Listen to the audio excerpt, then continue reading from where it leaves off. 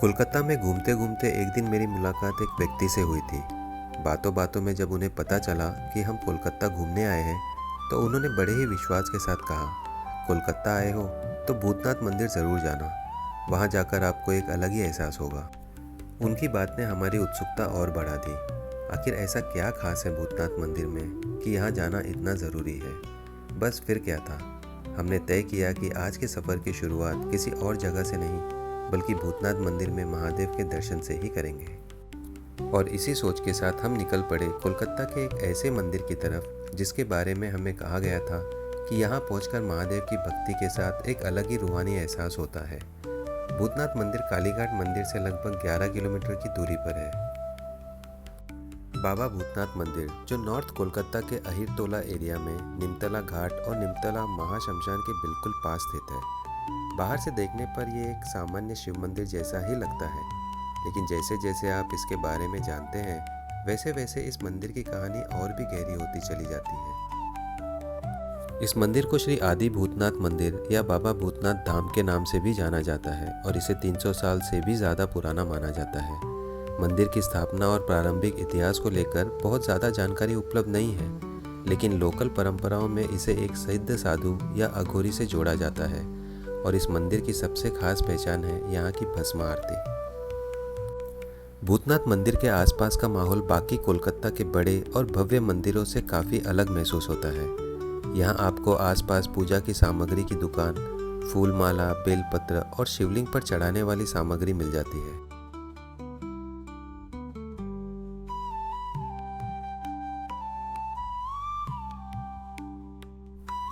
अगर आप ये व्लॉग देख रहे हैं और अभी तक आपने हमारे चैनल को सब्सक्राइब नहीं किया है तो प्लीज़ चैनल को सब्सक्राइब कीजिए, वीडियो को लाइक कीजिए और इस व्लॉग को अपने फ्रेंड्स और रिलेटिव के साथ शेयर भी ज़रूर कीजिए।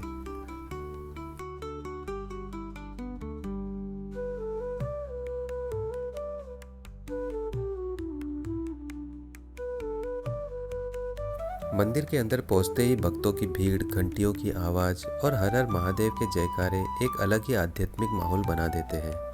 मंदिर के प्रांगण में बहुत सारे देवी देवताओं की मूर्तियां भी स्थित हैं।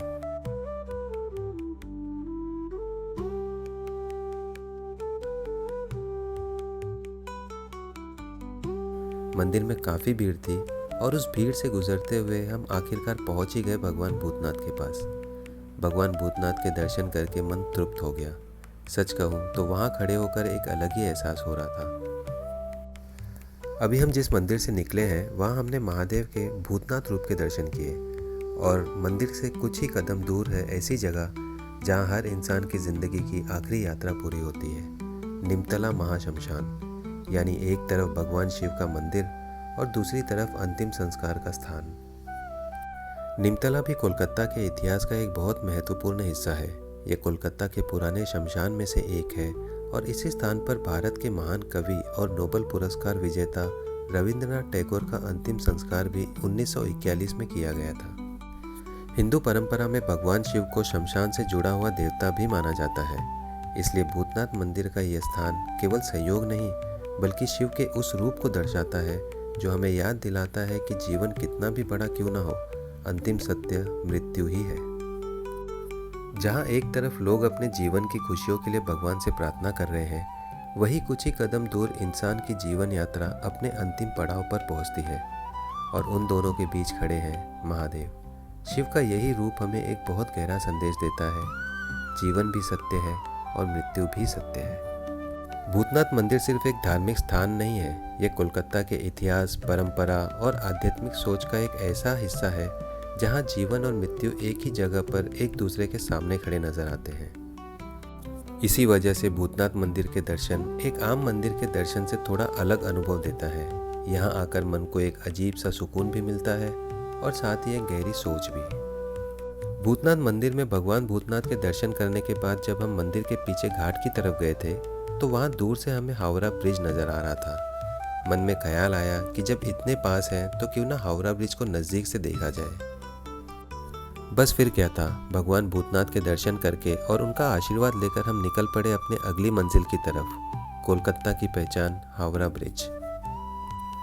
अब हम पहुंच चुके थे कोलकाता की एक ऐसी पहचान के पास जिसे कोलकाता से अलग करना लगभग नामुमकिन है, हावड़ा ब्रिज। वैसे इसका ऑफिशियल नाम रविंद्र सेतु है, लेकिन आमतौर पर इसे आज भी हावड़ा ब्रिज के नाम से ही जाना जाता है। हुगली रिवर के ऊपर बना ये विशाल स्टील कैंटिलीवर ब्रिज कोलकाता और हावड़ा को आपस में जोड़ता है। इस ब्रिज का सबसे खास पहलू यह है कि इसकी कंस्ट्रक्शन में ट्रेडिशनल नट्स और बोल्ट्स का इस्तेमाल बिल्कुल नहीं किया गया है। सोचिए 1940 की दौर में बिना आज की मॉडर्न कंस्ट्रक्शन टेक्नोलॉजी के इतना बड़ा स्टील ब्रिज तैयार करना अपने आप में कितनी बड़ी उपलब्धि रही होगी। हावड़ा ब्रिज की एक और ख़ास बात यह है कि इस ब्रिज का मेन स्ट्रक्चर बिना ट्रेडिशनल सपोर्ट पिलर्स के हुगली रिवर के ऊपर अपना स्पैन बनाता है। और आज भी यह ब्रिज कोलकाता की सबसे बिजी लाइफलाइंस में से एक है। हर दिन हज़ारों गाड़ियाँ, बसेस, टैक्सीज, ट्रक्स और पेडेस्ट्रियंस इस ब्रिज से गुजरते हैं। जब हम इसके करीब पहुंचकर इसे देख रहे थे तब समझ आ रहा था कि हावड़ा ब्रिज सिर्फ लोहे और स्टील से बना हुआ एक ब्रिज नहीं है, यह कोलकाता के इतिहास, इंजीनियरिंग और पहचान का एक हिस्सा है। और इसी वजह से कोलकाता आने वाले किसी भी ट्रैवलर के लिए हावड़ा ब्रिज को करीब से देखना अपने आप में एक अलग एक्सपीरियंस है। हावड़ा ब्रिज के नीचे एक फूल का बहुत बड़ा मार्केट भी है, जहां बहुत ही सस्ते दाम में आपको फूल मिल जाते हैं।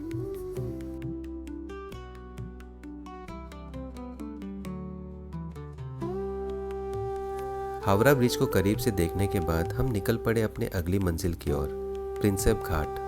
हुगली रिवर के किनारे बना प्रिंसेप घाट कोलकाता की उन खूबसूरत जगहों में से एक है जहां पहुंचते ही शहर की भीड़भाड़ से थोड़ा सुकून मिलने लगता है। हावड़ा ब्रिज से प्रिंसेप घाट की दूरी लगभग 6 किलोमीटर है।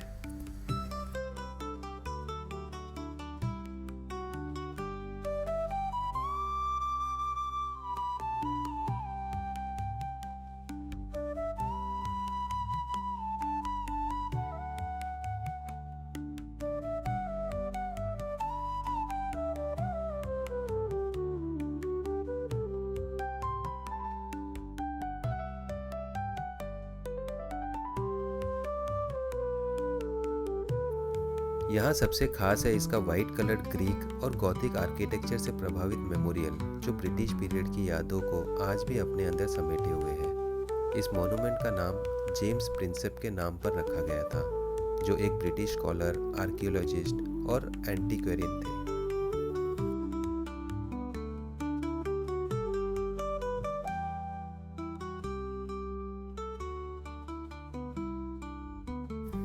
प्रिंसेप घाट की एक और ख़ास बात है इसका हुगली रिवर के किनारे का लोकेशन। एक तरफ शांत बहती नदी और दूसरी तरफ कोलकाता के खूबसूरत स्काईलाइन, दोनों मिलकर इस जगह को और भी स्पेशल बना देते हैं। यहाँ से विद्यासागर सेतु का व्यू भी बहुत खूबसूरत नज़र आता है।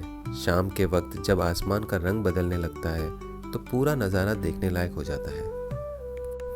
प्रिंसेप घाट सिर्फ एक हिस्टोरिकल मोनूमेंट नहीं है, बल्कि कोलकाता के लोगों के लिए वॉक, फोटोग्राफी और पीसफुल इवनिंग स्पेंड करने का एक फेवरेट जगह भी है। हम भी कुछ देर यहाँ रुककर हुगली रिवर के किनारे इस खूबसूरत माहौल को एंजॉय करने लगे। प्रिंसेप घाट पर घूमते घूमते हमें कई सारी खूबसूरत नज़ारे देखने को मिले। एक तरफ शांत बहती हुगली रिवर, जहाँ लोग अपनों के साथ तस्वीरें खिंचवा कर इन खूबसूरत पलों को यादों में समेट रहे थे, और दूसरी तरफ पार्क की हरियाली, जहां लोग आराम से वॉक करते हुए और प्रकृति के बीच अपना वक्त बिताने का आनंद ले रहे थे।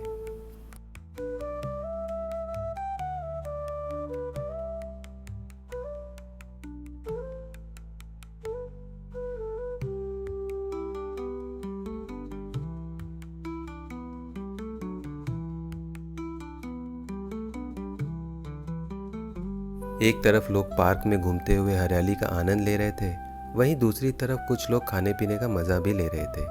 प्रिंसेप घाट पर आपको कई सारे छोटे बड़े फूड स्टॉल्स भी मिल जाते हैं, जहां आप कुछ देर बैठकर कोलकाता के टेस्टी फूड का आनंद भी ले सकते हैं। इन स्टॉल्स पर आपको भेलपूरी, रगड़ा पेटीज, पानीपुरी और कई तरह के चटपटे चाट मिल जाते हैं। घूमने के साथ अगर थोड़ी भूख लग जाए तो ये स्टॉल्स आपके सफ़र को और भी मज़ेदार बना देते हैं।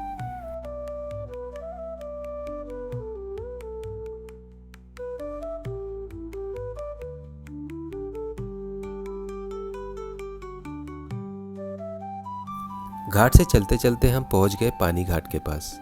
पानी घाट को बहुत ही सुंदर तरीके से सजाया गया था। और यहाँ का माहौल भी काफ़ी शांत और पवित्र लग रहा था। यहाँ आपको छोटे छोटे मंदिर देखने को मिलते हैं जहाँ महादेव के शिवलिंग, माँ दुर्गा और भगवान राम, लक्ष्मण और सीता जी के बहुत ही सुंदर मूर्तियाँ स्थापित हैं।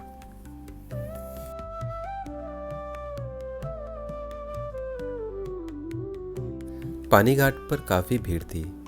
लोग श्रद्धा के साथ भगवान के दर्शन करने आते, प्रसाद ग्रहण करते और फिर अपनी अपनी मंजिल की तरफ बढ़ जाते। घाट के आसपास का यह धार्मिक माहौल और हुगली रिवर के किनारे की शांति मिलकर इस जगह को और भी खास बना रहे थे। किसी से पूछने पर हमें पता चला कि यहीं पास में बाबू घाट है, जहां हर रोज़ शाम को गंगा आरती होती है। यह सुनकर हमारी भी उत्सुकता बढ़ गई, क्योंकि कोलकाता में गंगा आरती देखने का मौका हम बिल्कुल मिस नहीं करना चाहते थे। बाबू घाट पर शाम के समय होने वाली यह गंगा आरती बनारस के प्रसिद्ध गंगा आरती से प्रेरित है। तो हमने बिना देर किए बाबू घाट की तरफ चलना शुरू कर दिया, ताकि समय पर वहां पहुंच सके और शाम की गंगा आरती का आनंद ले सके।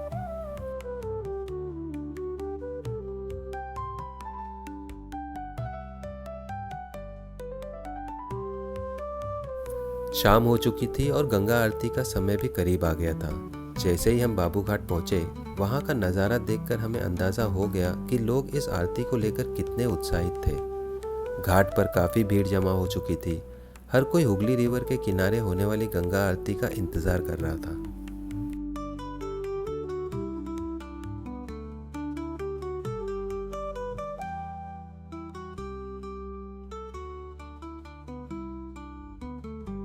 लेकिन जैसे ही गंगा आरती का समय नज़दीक आया, अचानक तेज़ बारिश शुरू हो गई। कुछ ही पलों में घाट पर अफरा तफरी सी मच गई और लोग बारिश से बचने के लिए इधर उधर भागने लगे।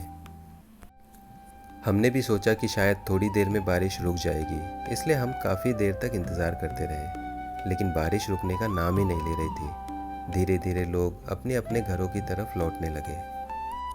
तब हमें लगा कि शायद आज के दिन गंगा आरती देखना हमारे नसीब में नहीं था। आखिरकार हमने भी हाथ जोड़कर माँ गंगा को प्रणाम किया, उनका आशीर्वाद लिया और बाबू घाट से वापस प्रस्थान कर दिए। गंगा आरती भले ही उस दिन देखने को न मिली, लेकिन हुगली के किनारे बिताई वो शाम और बारिश में भीगती कोलकाता की वो याद हमेशा हमारे सफ़र का एक खास हिस्सा रहेगी। बाबा भूतनाथ के दर्शन से शुरू हुआ ये दिन हुगली की इंजीनियरिंग को करीब से देखते हुए और प्रिंसेप घाट पर बिताई खूबसूरत शाम के साथ आज का ये दिन कोलकाता की कुछ सबसे खूबसूरत यादों में शामिल हो गया।